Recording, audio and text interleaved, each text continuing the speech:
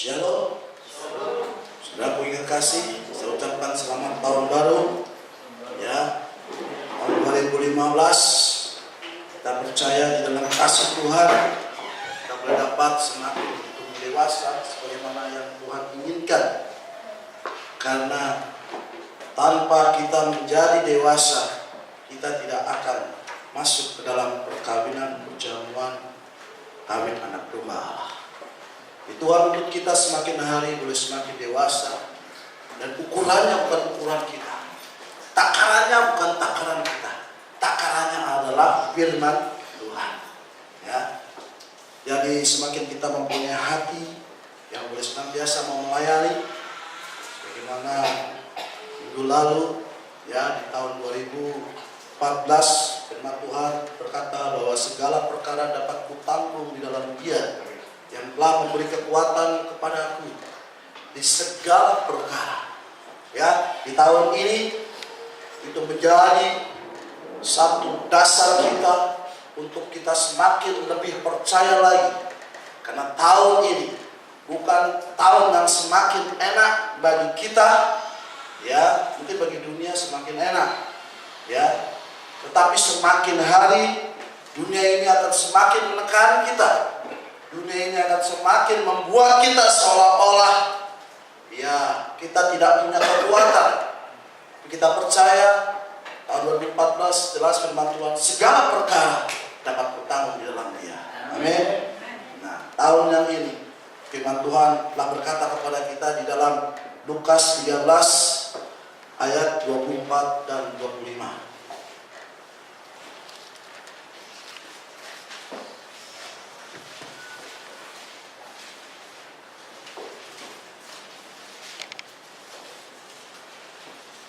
Baik, kita akan membaca ayat ini bersama-sama.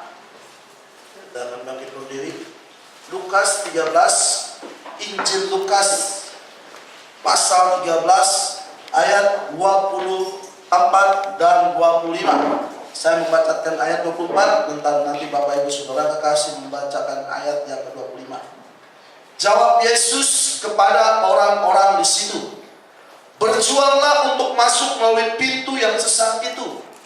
Sebab aku berkata kepadamu, banyak orang akan berusaha untuk masuk, tetapi tidak akan dapat. Jika kamu mengatakan kita telah menutup pintu, kamu akan berdiri di luar dan mengetuk pintu sambil berkata, Tuhan, bukalah kami pintu. Dan Dia akan menjawab dan berkata kepadamu, aku tidak tahu dari mana kamu datang."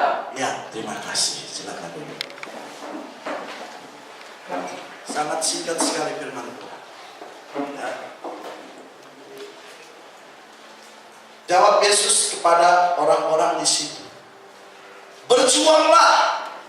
Ya, katakan berjuanglah. Bapak Ibu yang waktu juga berjuanglah untuk mempertahankan iman. Sekarang berjuanglah untuk apa? Untuk masuk melalui pintu yang sesat itu. Sebab aku berkata kepadamu, banyak orang akan berusaha untuk masuk, tetapi tidak akan dapat. Jadi tahun 2015 Tuhan berkata, suruh kita berjuang lagi. Ya. Berjuang. Kalau arti berjuang, semua orang pasti akan berusaha. Berjuang. Masuk kemana? Masuk melalui pintu yang sesat itu. Siapa mau di sini berjuang? Saya mau berjuang. Masuk melalui pintu yang sesat itu. Ya, bayangkan ya kalau saudara mungkin pernah dalam situasi kondisi begitu banyak orang untuk mendapatkan satu tiket, ya pasti saudara akan berjuang berusaha untuk mendapatkan hal itu, untuk meraih hal itu sekuat tenaga saudara, ya segala daya usaha, upaya, kekuatan akan dikerahkan untuk kita mendapatkan sesuatu yang kita rindukan. Nah, ini Tuhan kita untuk masuk melalui pintu yang sesat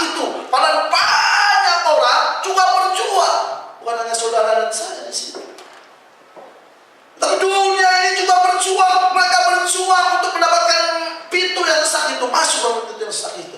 Tetapi apa? Banyak orang akan berusaha untuk masuk, tetapi tidak akan dapat. Kenapa? Karena setengah-setengah. Ya, firman Tuhan berkata di dalam Wahyu 3, ya, kalau engkau dingin, baiklah engkau dingin. Kalau engkau panas, baiklah engkau panas. Jangan apa? Suam kuku. Artinya apa? Setengah-setengah. Mau enggak? Ya, saya masih ingat kalau masalah berjuang ini. Ya, saya untuk mendapatkan istri saya perlu berjuang. Betul? Enggak ada yang namanya itu mau mendapatkan pasangan hidup jalan-jalannya santai-santai aja. Terserah lo lah. Ya kan dapat mau enggak. Enggak akan mungkin. Pasti kita akan berjuang. Kita akan berusaha sekuat kemampuan kita, sekuat tenaga kita. Bayangkan Jakarta Tangerang saya tempuh dengan motor loh. Ya. Luar biasa loh. Istri saya dulu masih calon istri saya dulu di Tangerang tinggal. Ya, setiap pulang kerja naik motor ke sana. Kenapa? Untuk mendapatkan hatinya. Amin. Demikian juga kita untuk mendapatkan hati Tuhan, kita juga harus berjuang. Jangan setengah-setengah. Ya, gimana mau dapat cinta? Tak mungkin Bapak Ibu. Berjuang terus. Mau siapa yang di depan kita? Ya, tak ada penghalang. Wah, amin katanya. Tak kurang ngomong amin. Ya, tak ada yang dapat menghalangi. Pokoknya saya prinsip dulu. Sebelum janur kuning itu nancap di rumahnya, aku akan tetap berjuang. Dia masih milik sama semua orang. Tapi kalau sudah nancap janur kuning, jangan lagi kita berjuang. Sia-sia. Betul? Pintu masih dibuka. Begitu pintu dibuka, kita harus berjuang. Lihat ayat berikutnya. Jika tuan rumah telah bangkit dan menutup pintu, betul? Lihat. Kamu akan berdiri di luar dan mengetok pintu sambil berkata, Tuhan, bukakanlah kami pintu. Dan ia akan menjawab dan berkata kepadamu, aku tidak tahu dari mana kamu datang. Ya, pintu sekarang masih buka lebar-lebar. Kita tidak berusaha untuk masuk. Apa yang terjadi? Kalau pintu sudah ditutup, kasih karunia itu sudah ditutup, mau ketok pintu-pintu sampai kamu muntah darah di situ pun juga tidak akan dibuka oleh Tuhan. Ingat apa yang terjadi pada waktu zaman Nuh. Pintu sudah terbuka. Binatang aja tahu, gajah aja tahu, babi aja tahu, anjing aja tahu. Pintunya dibuka, mereka masuk ikut dengan Nuh satu ke dalam bahtera. Tapi manusia, orang-orang yang hidup di zaman Nuh tahu nggak? Nggak tahu mereka. Kenapa? Karena mereka mengandalkan apa? Nih, intelektual mereka, kepintaran mereka. Ya, untuk apa? Nuh kan nggak sekolah, tamat SD aja enggak. Ngapain aku ikut-ikutan Nuh? Tinggal bersama kambing, tinggal bersama kerbau, tinggal bersama babi, satu hotel mereka. Sama. Betul nggak? Iya. Bayangkan pada saat itu Gimana cara, saya nggak tahu. Sampai saat ini saya sedang mencari apa yang terjadi dengan Nuh selama dia di dalam bahtera. Jelas pasti bau nggak? Bau. Betul nggak? Iya. Saudara naik bus pernah ada? Nah, saya naik bus, ya, naik busway kata. Sudah bau ketek orang aja setengah modal. Nah ini Nuh berapa tahun dia di dalam bahtera. Coba. Tetapi memang itu yang harus diperbuat oleh Nuh supaya menerima keselamatan. Lihat apa yang terjadi. Ya. Dan jangan pernah ada keraguan di dalam diri Anda. Jadi jangan kita pernah ragu. Kita percaya dengan pesan, jangan setengah-setengah Bapak Ibu. Sudah masuk jebur ke dalam air, jangan tanggung-tanggung. Kalau mau basah semua. Jangan kakinya aja yang dibasahin. Ya, tangan sama kaki dibasahin. Badannya nggak usah. Kenapa? Nanti gimana ya saya? Lihat situasi dan kondisi yang ada. Karena itu kita berasal dari mana? Dari mana Bapak Ibu berasal? Dari mana? Ada di sini berasal dari Solo? Berasal dari Jogja atau dari Sumatera atau dari Nias? Enggak, kita berasal dari dunia ini. Kita berasal dari mana? Dari mana? Dari sorga. Predikat kita adalah warga negara sorga. Haleluya. Nama Tuhan. Predikat saya adalah warga negara sorga. Tunjukkan kita sebagai warga negara surga. Kalau kita warga negara Indonesia punya apa? Identitas kita. KTP. Nah, saya tanya kepada saudara. Kalau saudara warga negara surga, apa identitas saudara? Hah? Harus ada identitas. Ditanya warga negara surga, mana identitas saudara? Ayo. Nggak tahu saudara identitas saudara? Identitas saudara itu Kisah Rasul 2 ayat 38. Itu identitas kita. Apa bunyinya? Bertobatlah. Hendaknya kamu memberi dirimu dibaptis dalam nama siapa? Tuhan Yesus Kristus. Bukan dalam nama Bapa, Anak, dan Roh Kudus. Dalam nama siapa? Tuhan Yesus Kristus. Untuk apa? Untuk pengampunan dosa-dosamu. Maka kamu akan menerima karunia Roh Kudus. Itu identitas kita. Jadi tahu identitas kita. Mana? Kisah Rasul 2 ayat 38. Ya. Tanpa ini jangan harap saudara masuk ke dalam kerajaan sorga. Ya. Dikatakan aku tidak mengenal engkau. Kalau di sini aku tidak tahu dari mana kamu datang. Kasihan. Ya. Kita sudah capek-capek melayani, kita sudah capek-capek ke gereja, datang dari Cilegon ke sini. Betul? Dari Bekasi ke sini, tapi identitas kita tidak ada. Dan kita sudah punya identitas, tetapi kita masih setengah-setengah. Jangan Bapak Ibu, kasihan. Kita dari mana kau datang? Yang jelas, kalau kita tidak sempurna, kita tidak diangkat. Aduh, jangan ya. Kita berkumpul sudah lama kan? Kita sudah saling mengenal kan? Amin. Amin. Tiba-tiba saya cari-cari nanti di perkampungan mana ini?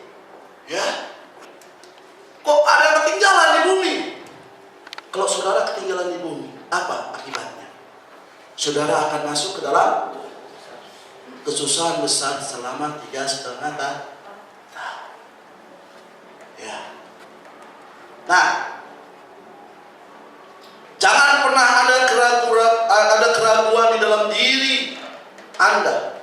Setan selalu mendapatkan apa yang menjadi kelemahan kita. Setan tahu kelemahan saya, setan tahu kelemahan saudara. Betul? Sehingga dia selalu berkata, ada tahu apa tentang firman Tuhan, lalu perhatikanlah pemandangan indah dunia ini di dalam kedua mata Anda. Jadi kita selalu berbicara demikian. Lo tahu apa sih tentang firman Tuhan? Kata iblis, ini gue tahu semua tentang firman Tuhan. Siapa yang membuat Adam dan Hawa jadi? Iblis. Karena setengah-setengah. Jadi Hawa mengikut sebelum dia jatuh namanya masih perempuan. Perempuan itu yang diberikan Adam itu ikut suaminya itu setengah. Sama halnya dengan istrinya Lot. Ya, terpaksa dia ikut keluar dari Sodom dan Gomora. Aku ikut suami aja lah. Jangan Bapak Ibu. Keselamatan itu adalah pribadi. Jangan pernah ikut suami. Emangnya suami nanti bisa mengangkat engkau masuk bangku dan enggak. Nah, itulah yang terjadi. Nah, Tuhan itu menciptakan manusia. Ya. Dia menciptakan manusia itu sempurna. Ya. Tetapi iblis itu senantiasa membawa kepala kita. Jadi Tuhan itu menciptakan semuanya. Yang iblis bawa cuma satu, kepala kita. Iblis itu senang bagian kepala. Siapa senang sih bagian kepala? Kalau makan ikan mas pasti mencari bagian kepala. Ya. Iblis itu senangnya bagian kepala. Tuhan senangnya apa? Bagian hati. Jiwa. Nah, kita lihat. Terus, karena iblis, ya, tahu dia akan membuat imajinasi di dalam kepala kita. Dia akan membuat suatu bayangan. Karena di dalam kepala ini, iblis akan membuat konsep manusia melalui pikirannya. Kita lihat, iblis pintar loh. Ya, konsepnya pakai ini bagian kepala. Benar dengan Tuhan. Ya, kamu akan menjadi kepala dan bukan menjadi ekor. Ada juga anak Tuhan berkata, ya, kan firman Tuhan berkata, karena sukanya kepala, aku sukanya bagian ekor. Ya, dibilang ini, kan firman Tuhan, ya, berkata bahwa Tuhan akan membuat kita menjadi kepala dan bukan menjadi ekor. Kok om senang sih makan ekor? Senang ini. Satu sisi juga saya berkata demikian. Iblis itu paling suka dengan kepala. Ya, dibilang itu. Jadi kita saling berargumentasi. Ya, tapi saya katakan yang lebih lagi kita tahu jangan samakan firman itu dengan makan kepala ikan. Nah, kalau suka makan kepala ikan suka makan aja. Ya, nggak apa-apa. Jangan dari tempat ini bagus sudah tak makan kepala lagi kan repot. Ya, kepala ayam gitu jangan makan aja Bapak Ibu. Ya, nah kita lihat sekarang. Nah, iblis suka dengan kepala. Karena apa? Dia akan membuat konsep melalui pikiran kita. Sehingga apa? Kita akan dibuat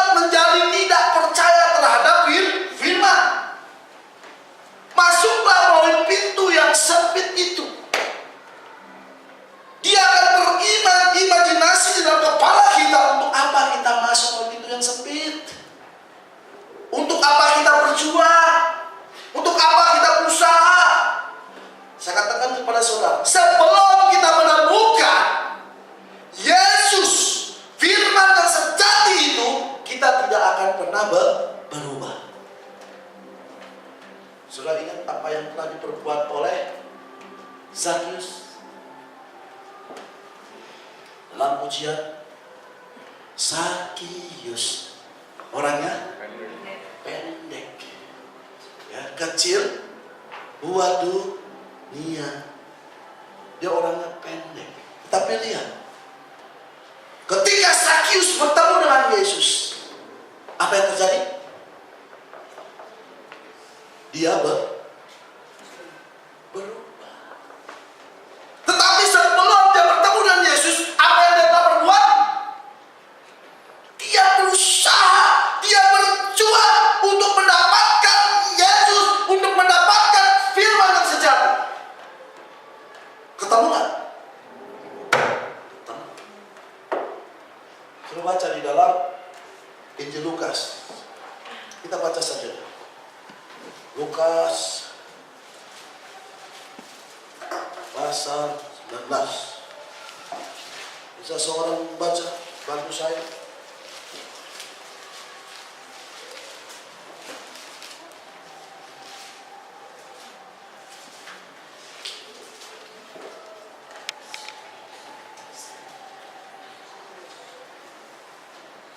Ada seorang bantu saya? Ya. Lukas 19. Ayat 1 mulai. Yesus masuk ke kota Yeriko dan berjalan terus melintasi kota itu. Di situ ada seorang bernama Zakeus, kepala pemungut cukai, dan ia seorang yang kaya. Iya. Di situ ada seorang bernama siapa? Zakius, kepala pemungut cukai. Berarti sekarang ini kepala apa? Kepala bea cukai. Betul? Bayangkan kepala bea cukai. Ya. Dan ia seorang yang kaya. Bayangkan. Zakius ini orang kaya. Ya, kepala pemungut cukai. Terus Ia berusaha untuk melihat orang apakah Yesus itu, tetapi ia tidak berhasil karena orang banyak, sebab badannya pendek. ya, ia berusaha untuk apa? Berusaha untuk melihat orang apakah Yesus itu. Dia tahu cari siapa sih Yesus itu. Kok banyak orang datang kepadanya, kok bukan datang kepadaku? Belum mengatakan demikian. Pelan, aku orangnya kaya, aku orang terhormat, aku semua orang di tempat ini tahu siapa saya. Kata Zakius, kenapa harus orang mencari dia? Dia mau melihat dengan cara apa? Dia berusaha. Dia berusaha Bapak Ibu. Tetapi dia tidak dapat berhasil. Karena apa? Karena orang banyak. Bayangkan, orang cebol mungkin semeter nggak sampai. Dia mau berusaha. Gimana orang yang tinggi berusaha? Dihalang-halanginya dia. Tetapi dia tak kerjakan, dia berusaha. Sebab apa dikatakan dalam firman? Sebab badannya itu pendek. Susah orang pendek untuk mencapai sesuatu. Ya. Tapi dia nggak kehilangan akal. Ya. Ya. Dia berusaha gimana caranya supaya aku mendapatkan itu. Ya. Tuhan juga beri kepintaran kita. Ya, beri hikmat kita untuk kita cari apa yang harus kita lakukan supaya saya itu dapat masuk melalui pintu yang sempit itu.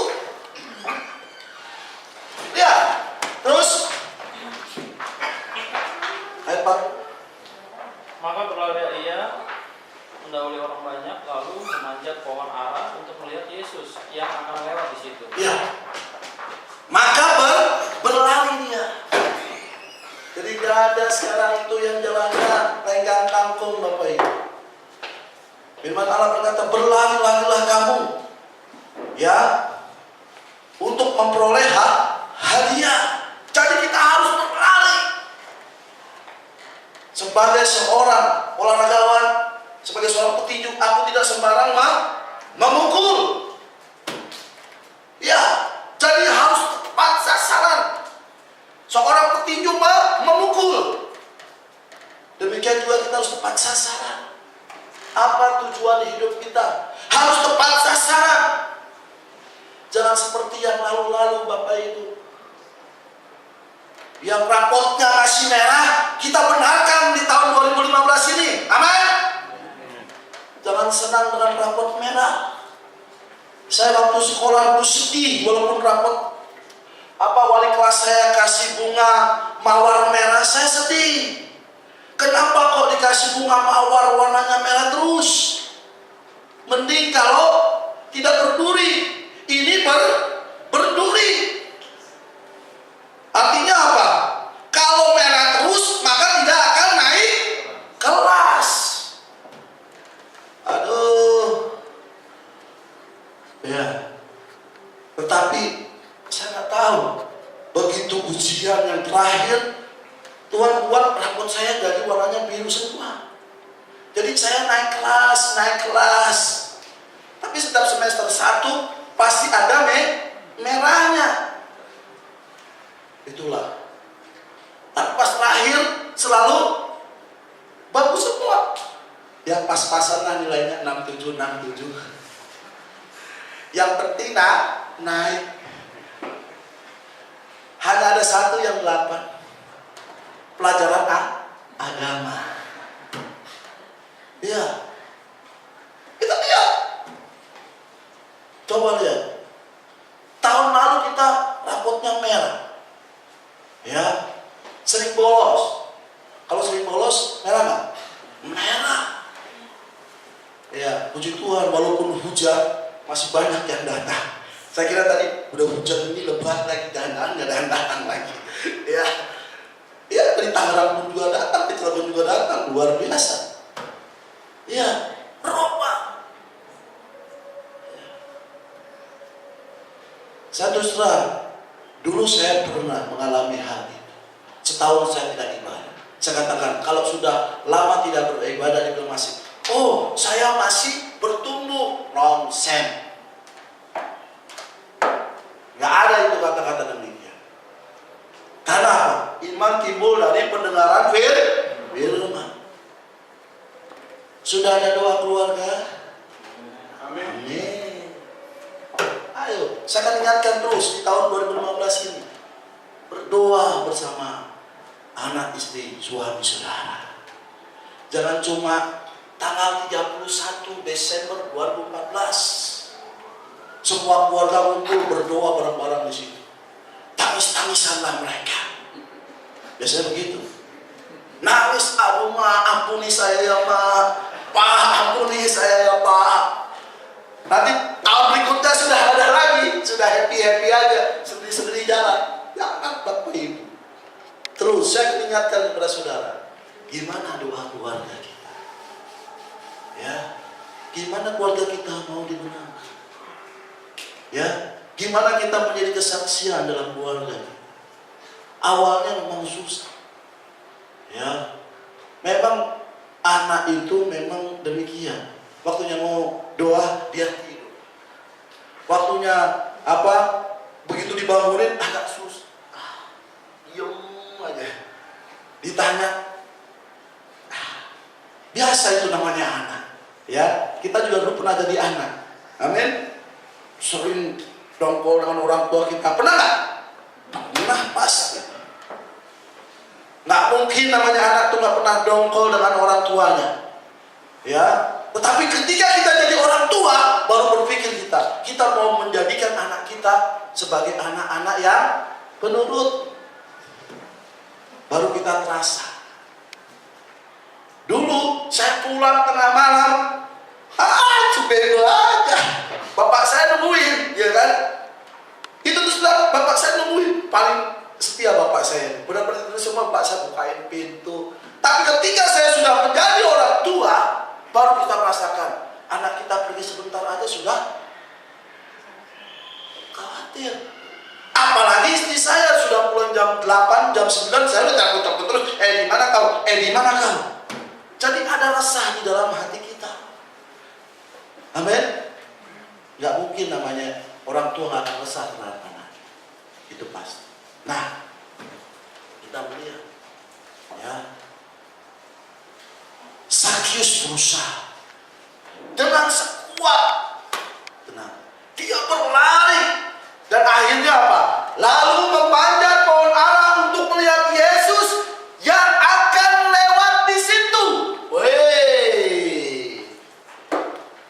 Namanya jenius nih, Sakius.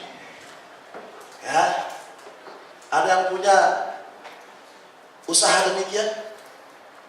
Ambil cara. Dulu saya waktu muda, nggak tanggung-tanggung, hujan, badai, apapun saya kerja. Pulang malam, SMA loh, masih celana putih abu-abu. Pulang jam berapa? Jam 10, jam 11 malam.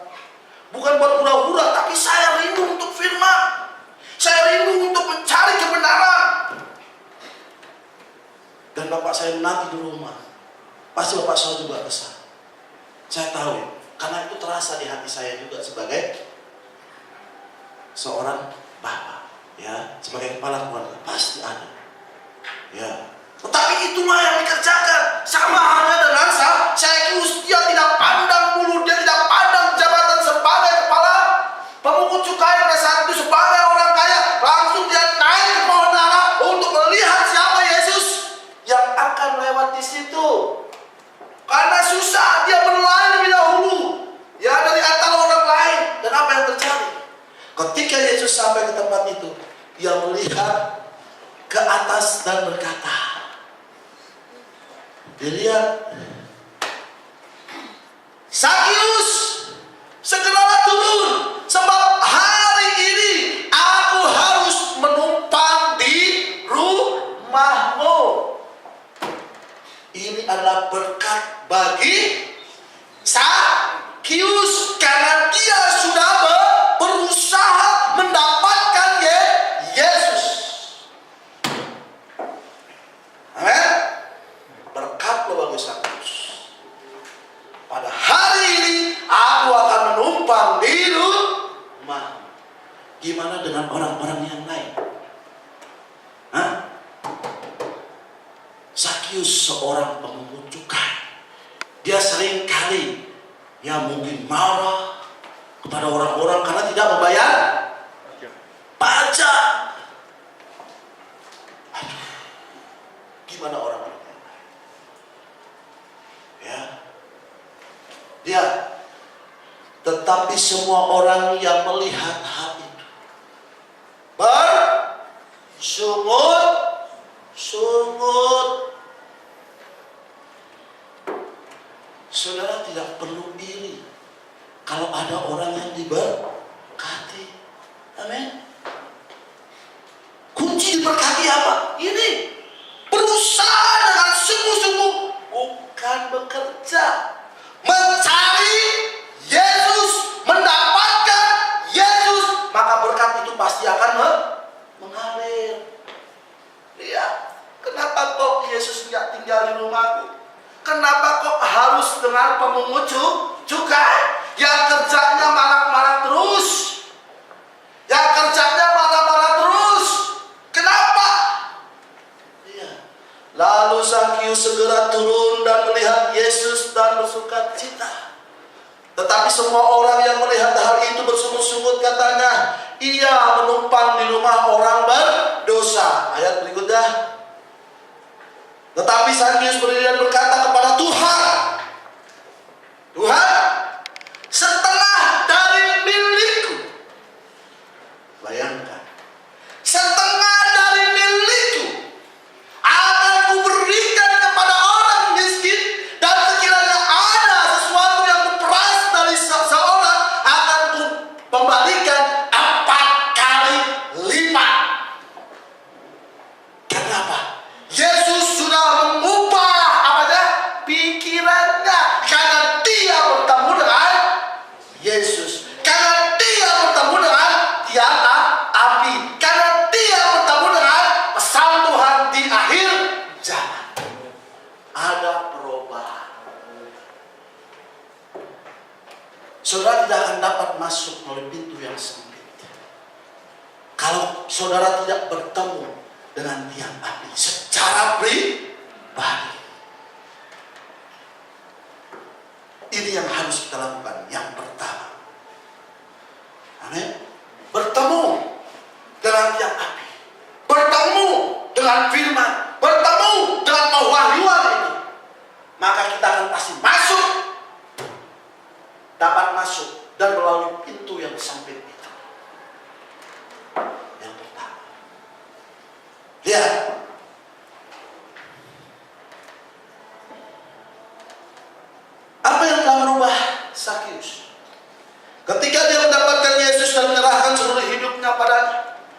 lalu dia bersandar padanya, bukan pada pengertiannya sendiri, atau kredonya, atau kehebatannya, atau intelektualnya, atau kepintarannya, atau pikirannya.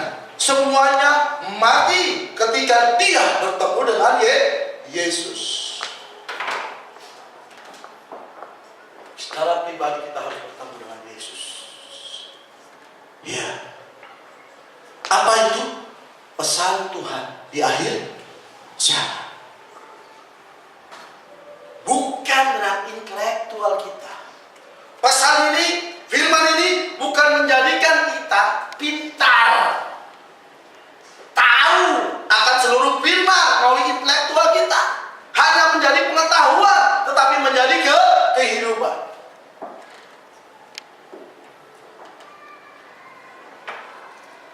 Dan sasaran perubahan yang utama adalah ini, pikiran.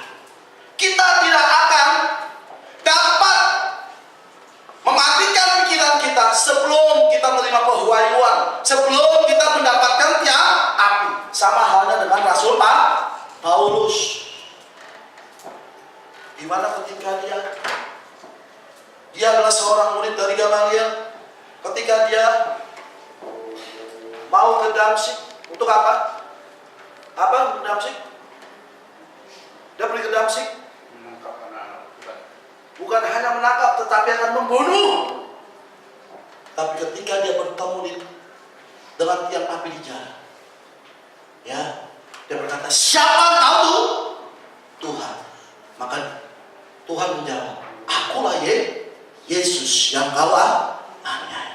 Dia telah bertemu dengan tiang api secara pribadi. Saudara pun juga harus bertemu dengan tiang api secara pribadi. Maka ketika itu pikiran kita akan mati. Ya, tanpa kita bertemu dengan tiang api, pewahyuan, menerima pewahyuan sejati pada Allah, kita menjadikan firman itu hanya pengetahuan. Dan dikatakan sasaran perubahan yang utama adalah pikiran.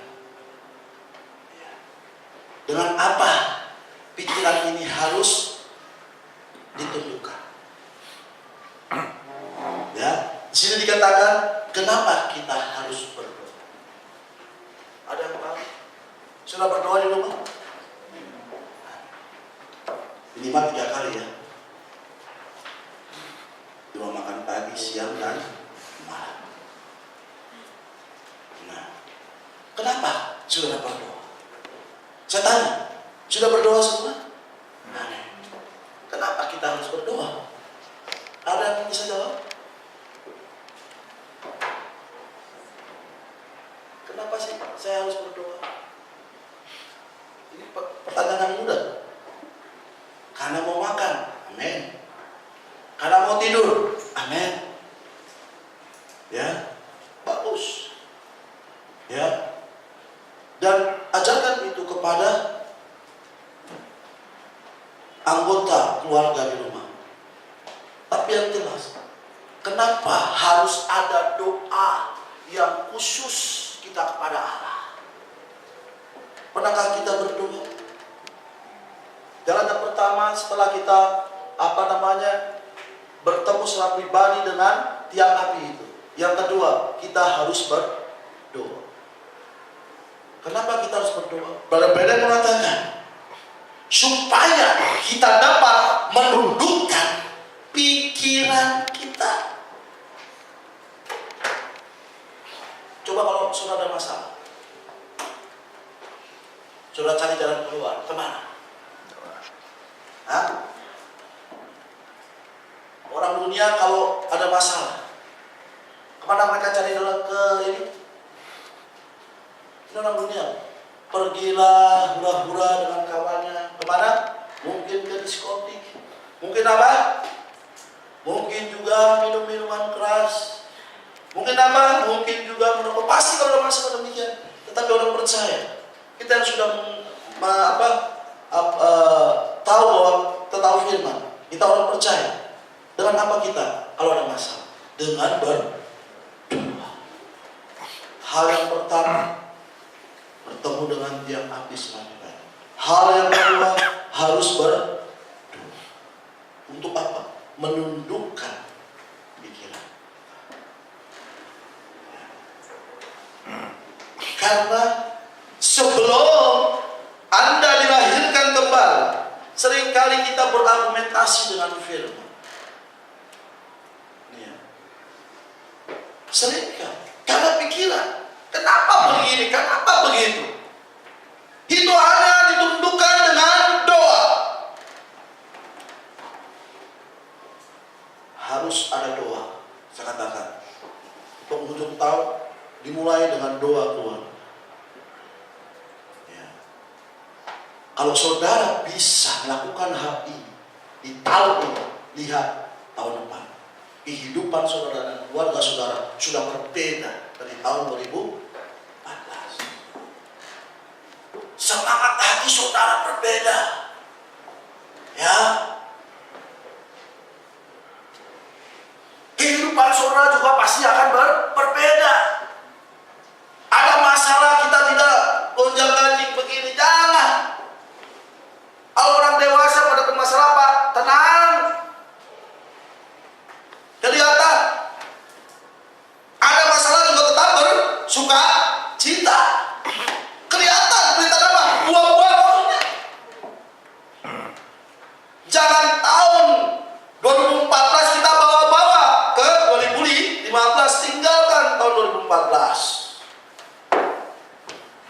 Ya, mari kita mulai hal yang baru di tahun ini. Berdoa, ajak keluarga, ajak anak saudara. Wah, apalagi dengan disertai dengan doa puasa. Wah, saya rindu mau doa puasa, tapi waktunya belum ada. Saya sudah utarakan dengan Tuhan. Ya, karena apa? Ketika kita berpuasa, saya mendapatkan hal-hal yang lain, ya, daripada Tuhan. Nah,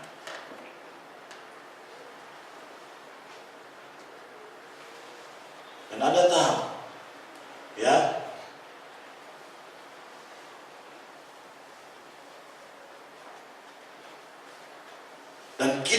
dan kita harus mematikan pikiran kita. Dan seorang tanpa roh akan menjadi buta terhadap Allah dan kebenaran. Dan tanpa kita sadari, sudah ada hembusan angin yang sangat dingin yang sedang menerpa gereja saat ini. Saya takut itu sudah menjadi beku dan tertutup, dan ia akan menjadi buta terhadap apa yang Allah katakan kepadanya. Itulah yang kita. Jangan kita menjadi beku dan dingin. Ya. Kalau orang punya roh Allah berbeda. Lihat orang-orang dunia, seolah-olah dia hebat, tapi sebenarnya beku dan dingin. Apanya beku dan dingin? Rohnya. Kalau kita tahu, dapat membedakan, dapat membaca situasi dan kondisi kita, tahu rohnya dingin. Dengan cara apa kita harus panaskan itu? Dengan api Roh Kudus. Bagaimana caranya? Bertobat. Amin. Itu doang caranya.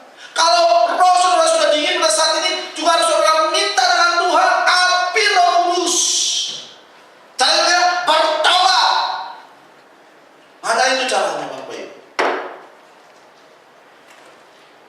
Yang ketiga, ya, apa yang harus kita lakukan yang ketiga? Ya,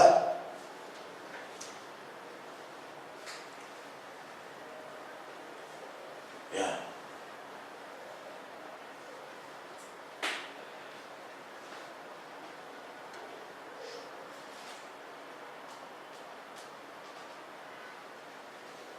Yang ketiga, kita harus memiliki imannya Allah. Sudah baca di dalam kitab Markus.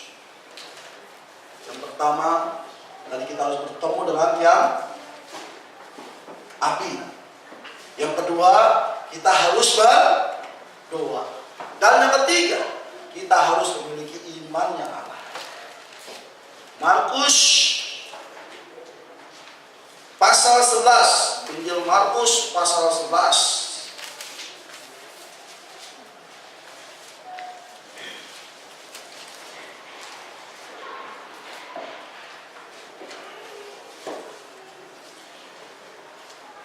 Kita baca saja ayat yang ke-20.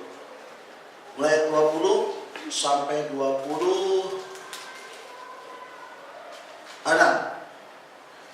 Ya, seorang baca. Pohon ara yang sudah kering, nasihat Yesus tentang doa. Pagi-pagi ketika Yesus dan murid-muridnya lewat, mereka melihat pohon ara tadi sudah kering sampai ke akar-akarnya. Maka teringatlah Petrus akan apa yang telah terjadi. Lalu ia berkata kepada Yesus, "Rabi, lihatlah pohon ara yang kau kutuk, itu sudah kering." Yesus menjawab mereka, "Percayalah kepada Allah. Aku berkata kepadamu, sesungguhnya barang siapa berkata kepada gunung ini, beranjaklah dan tercampaklah ke dalam laut. Asal tidak bimbang hatinya tetapi percaya bahwa apa yang dikatakannya itu akan terjadi, maka itu akan terjadi baginya. Karena itu aku berkata kepadamu, apa saja yang kau minta dan doakan, percayalah bahwa kamu telah menerimanya, maka hal itu akan diberikan kepadamu. Dan jika kamu berdiri untuk berdoa, ampunilah dahulu sekiranya ada barang sesuatu dalam hatimu terhadap seseorang, supaya juga Bapamu yang di sorga mengampuni kesalahan-kesalahanmu. Tetapi jika kamu tidak mengampuni, maka Bapamu yang di sorga juga tidak akan mengampuni kesalahan-kesalahanmu." Ya, terima kasih. Ya, pagi-pagi ketika Yesus dan murid-muridnya lewat, mereka melihat pohon ara tadi sudah kering sampai ke akar-akar. Ya, kan? Ya, pohon ara kering sampai ke akar-akar. Karena pohon ara ini tidak berbuah. Sama, kita juga demikian. Kalau kita tidak pernah berbuah, maka Tuhan pun akan mengutuk kita. Kita tidak, kondisi kita akan dibuat menjadi kering kerontang, sama seperti pohon ara.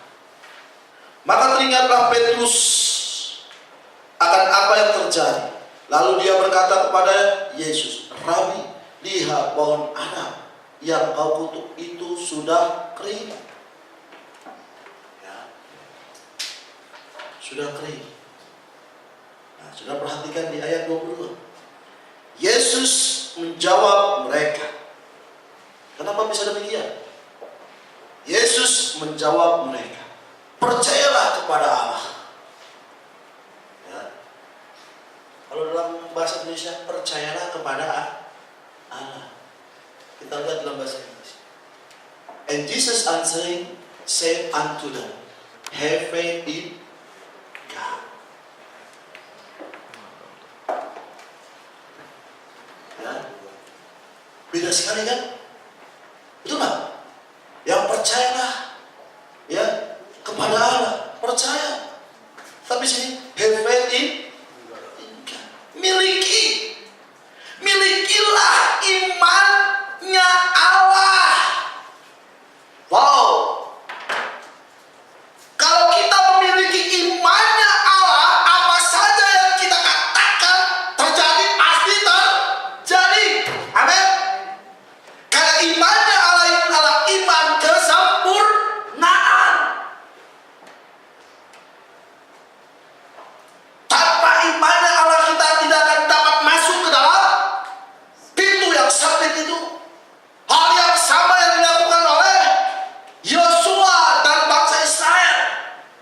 Yang terakhir yang batasi mereka adalah Kades Barnea, dan itu harus dilalui dengan imannya Allah. Kalau kita memiliki imannya Allah, pasti ada keberanian di dalam diri kita. Amin. Wow, saya nggak tahu apa yang terjadi. Kenapa kita tidak berdoa? Karena kita tidak pernah memakai iman Allah. Kenapa kita menjadi seorang pemimpin? Karena kita tidak pernah memakai imannya Allah. Kenapa kita tidak diberkati oleh Tuhan? Karena kita tidak pernah memakai imannya Allah. Dan mulai saat ini kita akan memakai imannya Allah. Wow, lihat.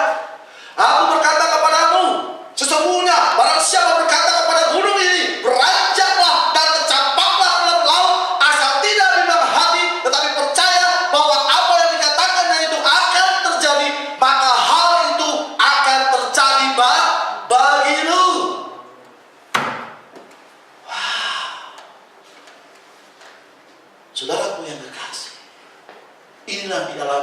bangsa Israel. 3 Exodus. Ya, apa Exodus itu? Ya, 3 kali terjadi 3 kali Exodus. Exodus yang pertama masih ingat? Ya, Exodus yang pertama bangsa Israel keluar dari tanah Mesir. Tanpa imannya Allah, Musa tidak akan pernah sanggup untuk membawa bangsa Israel keluar dari tanah Mesir. Dan hal yang terjadi pada waktu masalah datang dengan Musa, mereka dikejar oleh orang-orang Mesir, oleh tentara Fir'aun, dan di depan mereka ada laut. Maju kena, mundur kena. Apa yang terjadi? Kalau dunia mungkin sudah bunuh diri, sama seperti Yudas. Ya, itu yang terjadi. Maju kena, mundur kena. Banyak sekarang pengusaha-pengusaha kaya, hebat. Faedah hidupnya apa? Bunuh diri. Karena apa? Kekayaannya terlilit oleh hutang. Ada. Tapi nggak begitu caranya kalau kita sudah menjadi orang percaya. Miliki imannya Allah, dan Musa tahu apa yang harus dia perbuat. Dia menunggu selama-lama jawaban daripada Tuhan, dan dia tahu ketika Tuhan memberikan iman itu, maka terbelahlah laut merah itu. Dan apa yang terjadi? Seluruh orang Israel menyeberang laut merah. Wow. Sudah pernah memiliki imannya Allah? Amin. Kalau kita nggak mulai dalam doa, kan Tuhan kasih yang kecil-kecil dulu. Berdoa dulu. Nggak mungkin kita kasih yang gede. Amin. Kalau mau kecil-kecil, ya setia, Tuhan akan berikan perkara-perkara yang lebih besar. Itu pernah saya alami, Bapak Ibu. Ya, nggak mungkin saya diberikan kepercayaan kepada Tuhan yang besar kalau saya nggak pernah setia perkara-perkara yang kecil. Bagaimana doamu? Setelah kita bertemu dengan pesan yang di zaman ini, bagaimana doa kita? Semakin merosot atau semakin bertambah maju? Kalau sudah maju, nah Tuhan akan berikan satu lagi, imannya Allah. Apa imannya Allah itu? Iman sempurna. Kita tidak akan dapat sempurna tanpa melalui iman Allah. Lihat apa yang terjadi bangsa Mesir. Yang kedua, Exodus yang kedua, apa? Adat istiadat. Iya, hukum Taurat kasih karunia. Ya, hukum Taurat adalah kasih karunia. Atau juga ya keluar dari adat istiadat, daripada hukum Taurat.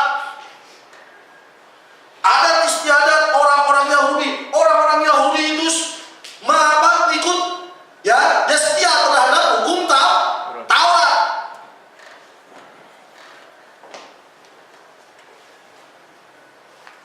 Hukum Taurat adalah kasih karunia. Jadi hukum Taurat itu bukannya ditiadakan, tapi untuk Yesus datang untuk menggenapi hukum Taurat. Ya, kalau ada orang yang berkata, wanita itu kan harus pakai rok panjang, itu kan di perjanjian lama, itu kan hukum Taurat, betul?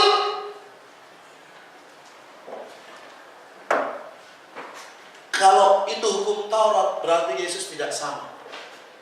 Amin.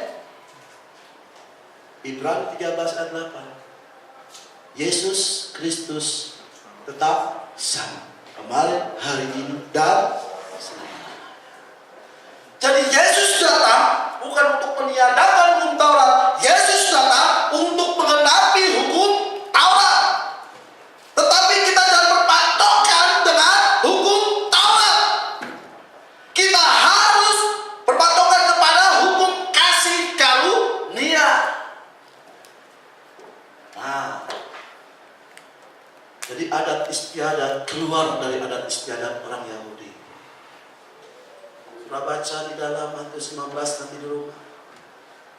Ya, adat istiadat begini. Harus, kalau Taurat kan harus. Betul? Nggak boleh tidak dilakukan, harus dilakukan. Sebelum makan harus cuci tangan. Betul? Itu harus loh kalau di Yahudi. Kalau enggak, ya. Kemarin ada di Raja, itu hukum Taurat. Raja mencapai lagi, mata ganti mata, gigi ganti gigi, nyawa dibayarnya nyawa, itu hukum Taurat. Ya. Nah. Dan Yesus telah melakukan hal itu. Dan yang ketiga, solusi ketiga, apa ya? Ya. Baptisan Roh Kudus. Ya, yang pertama, ya, bangsa Israel keluar dari tanah Mesir. Yang kedua, ya, Taurat adalah kasih karunia atau keluar dari adat istiadat orang Yahudi. Yang ketiga adalah yang terakhir, baptisan Roh Kudus. Dengan kata lain, ya, kalau kita sudah menerima baptisan Roh Kudus, kita tahu harus apa yang kita lakukan. Ya, keluar dari denominasi. Itulah pesan bagi kita di zaman ini. Masih ingat di Wahyu berapa itu? 18 ayat berapa? Harus ada 18 ayat yang keempat. Ini pesannya sekarang. Kalau sudah tidak tahu pesannya, waduh repot. Apa sih pesan Nabi Tuhan di zaman ini? Aduh, apa ya? Banyak tuh pesannya tuh. Ya, secara khusus ini pesan. Ya, Wahyu 18 ayat yang keempat. Lalu aku mendengar suara lain dari surga berkata, pergilah kamu hai umatku, pergilah daripadanya supaya kamu jangan mengambil bagian dalam dosa-dosanya, dan supaya kamu jangan turut ditimpa malapetaka malapetakanya. Suruh pergi. Ya. Come out of her, my people. Keluarlah daripadanya, my people, orang-orangku, umatku. Itu kalau kita sudah mendapatkan baptisan Roh Kudus, kita tidak akan bisa dapat keluar tanpa kita memiliki imannya Allah. Ya. Tapi kalau kita sudah memiliki imannya Allah, wow, luar biasa. Nah, imannya Allah, karena kalau kita memiliki imannya Allah, kita tidak akan menjadi takut, tetapi menjadi berani untuk melakukan dan menyatakan kebenaran. Bukan takut ya. Kita akan menjadi lebih berani untuk menyatakan apa? Kebenaran. Ya. Karena iman dirancang untuk apa yang dikehendaki Allah dan yang diinginkan. Tidak ada pengetahuan yang dapat melakukan itu Iman sendiri dirancang untuk memberikan kepada umat manusia untuk mencari tahu apa kehendak Allah di zaman di mana saudara dan saya hidup. Itu iman. Jadi iman dirancang oleh Allah. Yang rancang iman itu siapa? Allah sendiri. Melalui apa? Pendengaran firman Tuhan. Kita mendengar firman Tuhan, timbul iman, dan itu yang akan melakukan kehendak Allah. Saudara siap untuk melihat keajaiban Tuhan di tahun 2015 ini? Saya percaya kalau kita rindu, kita pasti akan melihat. Dan segala sesuatunya tidak ada mustahil bagi Allah. Tuhan akan bekerja. Dan Tuhan akan nyatakan itu bagi saudara dan saya. Asal kita percaya. Yang pertama tadi apa? Bertemu dengan yang apa? Secara pribadi, khususnya bahwa yang kedua tadi apa? Berdoa. Dan yang ketiga, miliki iman Allah. Saudara akan sanggup untuk masuk melalui pintu yang sempit. Tahun 2015 ini bukanlah tahun yang semakin enak bagi kita, tapi tahun yang semakin menggerakkan kita. Tapi jangan kita takut, ya, karena apa? Kita tahu kekuatan akan datang bagi kita asal kita percaya, ya. Saudaraku yang kasih, saya terus terang di hati saya, begitu masuk malam tahun tanggal 31 Desember saya berdoa, ada sesuatu beban yang menekan saya, dan saya begitu beban itu menekan saya langsung berkata, Tuhan, aku tahu firman-Mu berkata, ya, pada waktu Yesus, saya teringat pada waktu Yesus menerima beban itu di Taman Getsemani, ya, dia berkata, bukan kehendakku yang jadi, biarlah kehendakmu yang jadi. Saat itu saya pun berkata demikian, Tuhan, bukan kehendakku yang jadi, kehendakmu yang jadi. Segala sesuatu boleh terjadi di tahun 2015, tapi beri kekuatan kepada Tuhan untuk boleh dapat menakluk semuanya itu. Amin. Ya, saya percaya tahun 2015 bukan tahun-tahun yang akan semakin berat tantangan di tahun 2015. Tapi kalau sudah tetap bersandar kepada Tuhan, ya, segala perkara dapat bertanggung di dalam Dia yang telah memberi kekuatan kepada. Amin. Selamat tahun baru dan nikmati kehidupan di tahun 2015 dan lihatlah pekerjaan Tuhan dan keajaiban Tuhan di tahun 2015 ini. Tuhan Yesus memberkati. Amin. Haleluya. Terima kasih Tuhan Yesus atas firman-Mu pada saat ini. Biarlah Engkau yang boleh menyatakan dan menetapkan di hati kami untuk kami boleh mampu memasuki tahun 2015 dengan satu kesiapan baik tubuh, roh, dan jiwa kami. Kami harus bertemu langsung dengan tiang api itu, pewahyuan sejati itu di dalam diri kami. Dan kami harus berdoa senantiasa di hadapan. Dan yang terakhir, kami harus memiliki imannya Allah. Iman-Mu Tuhan, iman kesempurnaan yang akan menyempurnakan kehidupan kami. Tolong Tuhan, berikan Tuhan kekuatan kepada kami yang lemah ini Tuhan. Kami rindu kekuatan yang daripada-Mu akan terjadi dalam hidup kami. Jika kami percaya dan kita tidak pernah bimbang Tuhan. Sebagai hamba-Mu di tempat ini, aku akan menyerahkan Tuhan kehidupanku kepada-Mu dan kehidupan gereja-Mu di tempat ini kepada-Mu. Biarlah kami boleh semakin hari boleh semakin bertumbuh sebagaimana yang Kau kehendaki. Jangan lalui kami Tuhan, tapi biarlah Engkau yang bermanifestasi dalam hidup kami. Karunia-karunia yang sudah Kau berikan bagi kami, biarlah Kau kobarkan Tuhan di tempat ini. Dan kami percaya karena firman itu, pesan itu yang akan mengurapi karunia-Mu itu Tuhan, sehingga kehidupan gereja ini semakin hari boleh semakin dapat menikmati akan segala apa yang baik dan apa yang berkenan di hadapan. Tangan hamba-Mu tidak cukup panjang Tuhan untuk menilik, memperhatikan jemaat-Mu di tempat ini, tapi sungguh Kau yang perhatikan mereka.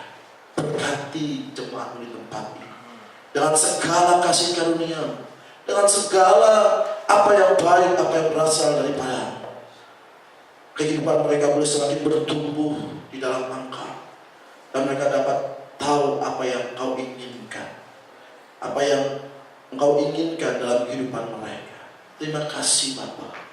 Lalu kami berdoa untuk saudara kami yang belum masih sempat dapat hadir Tuhan beribadah pada awal tahun baru ini Tuhan, tahun 2015. Kau yang memberkati mereka semua, jemaat-Mu. Jangan biarkan mereka terlelap dengan segala keinginan, situasi, kondisi yang mereka hadapi. Tapi angkat mereka, ingatkan mereka, kuatkan mereka dari situasi yang demikian, sehingga mereka akan menerima apa yang baik, apa yang berasal daripada. Terima kasih Bapa, berkati setiap kepala keluarga di tempat ini. Jadikan mereka Tuhan imam-imam yang benar, yang kudus di dalam keluarga mereka, sehingga mereka boleh mencerminkan Tuhan kehidupan Kristus dalam kehidupan keluarga mereka. Berkati juga istri-istri mereka atau ibu rumah tangga, Kau berkati supaya mereka diberikan hikmat oleh Allah untuk boleh dapat mereka membimbing dan memimpin anak-anak mereka, dibawa kepada pesan yang sudah kami terima di zaman ini. Berikan hikmat-Mu Tuhan kepada mereka, supaya mereka menjadi istri-istri yang takut akan Tuhan dan permata di dalam rumah mereka. Berkati juga anak-anak kami Tuhan. Berkati juga Tuhan setiap anak-anak kami supaya mereka bertumbuh dewasa dan takut akan Allah pada akhirnya nanti. Berkati orang-orang muda di tempat ini Tuhan, supaya mereka boleh menjadi Tuhan teladan kesaksian yang hidup di tengah-tengah kami. Dan mereka boleh berwibawa bukan karena dibuat-buat, tetapi oleh karena wibawa daripada surgawi turun atas mereka. Terima kasih Bapa. Berkati Tuhan jemaat ini. Berkati dengan kasih karunia-Mu, berkati dengan damai sejahtera-Mu, dan berkati dengan segala kekayaan surgawi melalui hikmat terpawali dalam firman-Mu, dan juga berkat-berkat jasmani berlimpah atas mereka di tahun 2015 ini, sehingga mereka bertumbuh sebagai mereka Kau kehendaki, dan akhirnya mereka dewasa dan sempurna di hadapan-Mu, dan kami siap Tuhan untuk menyambut kedatangan-Mu yang kedua kali. Terima kasih Bapa. Taruh iman Allah itu di dalam kehidupan kami, supaya kami dapat tahu apa yang harus kami kerjakan di hadapan Tuhan. Terima kasih Bapa. Segala rencana kami di tahun 2015 kami serahkan semuanya ke dalam tangan. Setiap pelayanan yang kami buat, semuanya itu kami serahkan dalam tangan, dan Kau yang melakukan firman bagi kami Tuhan. Dalam nama Tuhan Yesus kami serahkan hidup kami, gereja ini, keluarga kami dalam tangan Tuhan. Dan kami memasuki tahun 2015 dengan kekuatan daripada Allah, dan kami tahu bahwa kami akan mendapatkan kemenangan yang gila-gila di tahun 2015 ini.